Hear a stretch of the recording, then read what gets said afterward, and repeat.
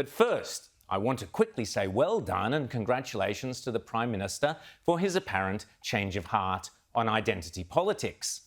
In a speech to the United Israel Appeal this week, Scott Morrison attacked the growing tendency to commodify human beings through identity politics. Hurrah! Finally, maybe someone on his staff, or perhaps Jenny, has been watching Outsiders. The key sentence in his speech was about the importance of the individual over the collective. And I quote, "You are more than your gender. You are more than your race. You are more than your sexuality. You are more than your ethnicity. You are more than your religion, your language group, your age." Bravo.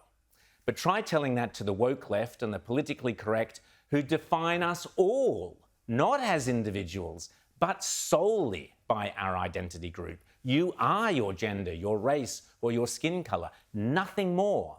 If you don't vote Democrat, you're not black, said Joe Biden last year. Female quotas in the Liberal Party, diversity training, unconscious bias, the Uluru Indigenous voice to Parliament. These are all symptoms of the very identity politics that Scott Morrison attacked. It was only a few weeks ago that Mr. Morrison told a radio show that he didn't care whether people were woke or not woke, and he has repeatedly insisted he is not interested in fighting the culture wars. Perhaps finally he is realising just how deceptive and dangerous identity politics really are. In this realisation, and hopefully aided by the ridiculous climate Zoom summit he did last week, riddled with identity politics, which fused climate change and racism, Scott Morrison might be waking up finally to the fact that Joe Biden is a dangerous, hardcore leftist whose ideology should be shunned and avoided at all costs. Indeed, it was fitting that Scott Morrison addressed the issue of identity politics at a United Israel Appeal dinner. You see, I was honoured to address a similar UIA function a couple of years ago, where I put forward my controversial point of view that Donald Trump was probably the best friend Israel had or will ever have possibly in the White House. Not everybody in the audience agreed with me. In fact, many strongly disagreed. Well, Joe Biden is now in the Oval Office, so we get to see the comparison for real. As soon as he got his feet under the desk in the Oval Office, Biden and Harris began the process, as we're just talking to with Mike Duran, that will lead to a nuclear-armed Iran. Then last month, the Biden administration started refunding the insidious UN Human Rights Council, which Trump had wisely pulled the US out of.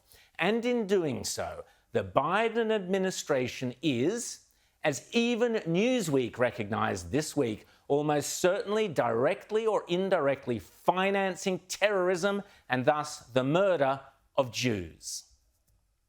But that's just for starters. In September, a sinister anniversary will take place, and it looks like Biden's US will be part of this evil celebration. This is the 20th anniversary of the repulsive 2001 United Nations World Conference Against Racism, Racial Discrimination, Xenophobia and Related Intolerance, which was held in Durban in South Africa, only a few days, ironically, before 9/11. The 2001 UN Durban conference descended into the most grotesque demonisation of Israel, with leaflets saying Hitler should have finished his job, the anti-Semitic protocols of Zion were being handed out to attendees, and delegates attacked Israel non-stop, calling her an apartheid state, guilty of genocide, war crimes, systemic racism, all the rest of it, to the point where many Jewish delegates feared for their personal safety. Even the conference's final declaration was riddled with blatant anti-Semitism.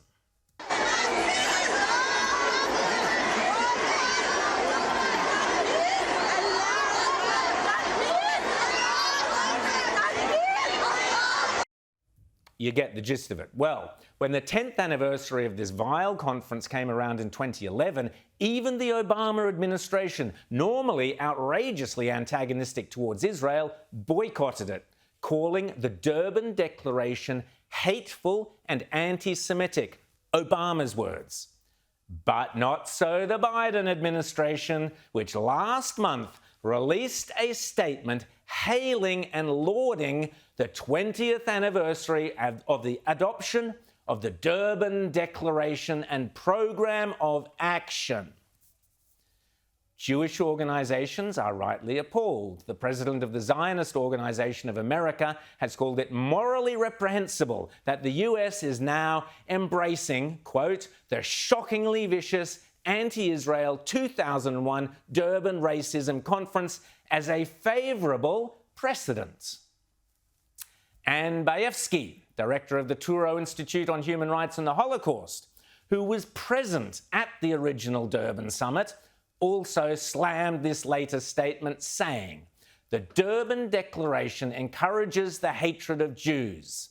And she asks, why is Biden indifferent to a UN celebration of anti-Semitism?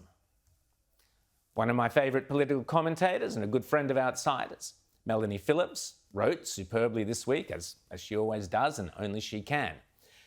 Now, and I quote, now there is evidence that the Biden administration is driven by actual malevolence towards both Israel and Zionism itself, which lowers it into a pit of infamy fouler even than Obama's hostility and disdain.